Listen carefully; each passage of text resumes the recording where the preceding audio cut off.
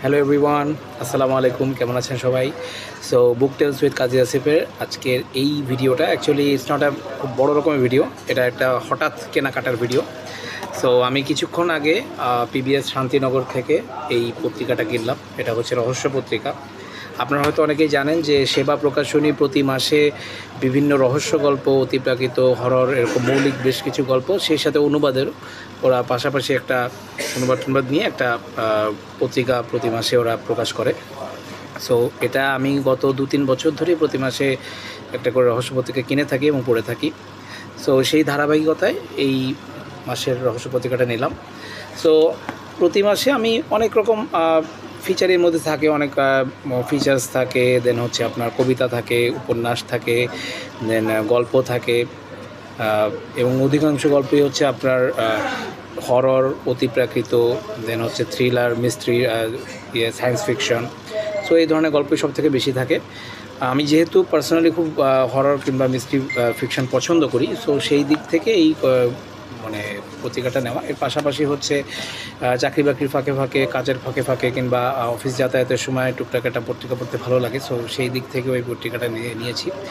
এই সংখ্যাটায় আমার একটু কয়েকটা ইন্টারেস্টিং জিনিস আপনাদের শেয়ার করতে চাই। যেমন এই সংখ্যাটায় প্রায় 7-8টার মতো গল্প আছে, হরর, অতিপ্রাকৃত, সায়েন্স ফিকশন, রহস্য পত্রিকা, এগুলো মানে রহস্য গল্প এগুলো নিয়ে। এর পাশাপাশি অনুবাদও আছে বেশ কয়েকটা। ফুহাদ আল ফিদা ভাইয়ের একটা অনুবাদ আছে। ওনার অ্যাকচুয়ালি ওনার এর আগে আমি সেবা প্রকাশনীর থেকে শুরু করে ওনার অনেকগুলো অনুবাদ আমি পড়েছি। আমার কাছে খুবই ভালো লাগে ওনার অনুবাদটা।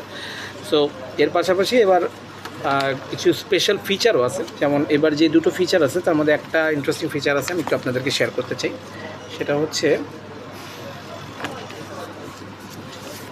এই যে সেবা ওয়েস্টার্নের কিংবদন্তি নায়কেরা, সাগর আহমেদের।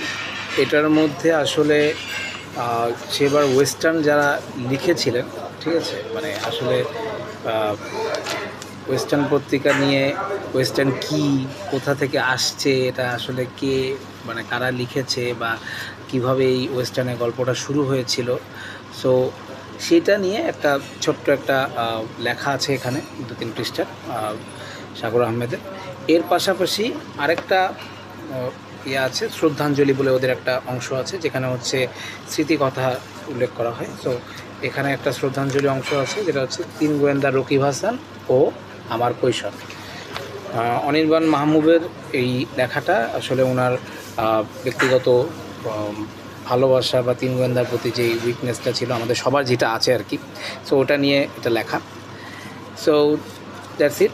এই পত্রিকাটা আশা করতেছি নভেম্বরটা একটু ভালো লাগে না আমার কাছে খুব একটা, বাট এটা ভালো লাগবে। এখানে গল্পগুলো আমি কয়েকটা লাইন পড়লাম, বিভিন্ন গল্পের ভালো লাগছে। আশা করতেছি এই পত্রিকাটা পড়ে মজা পাবো। আপনারা যারা কালেক্ট করেন নাই বা আপনারা যারা এটা আগে কখনো পড়েন নাই, পড়ে দেখতে পারেন, ভাল লাগবে। ছোট্ট একটা বই, 50 টাকা দাম। সো ট্রাই করে দেখেন, ইনশাল্লাহ পরের ভিডিওতে দেখা হবে। Thank you for watching. আসসালামু আলাইকুম।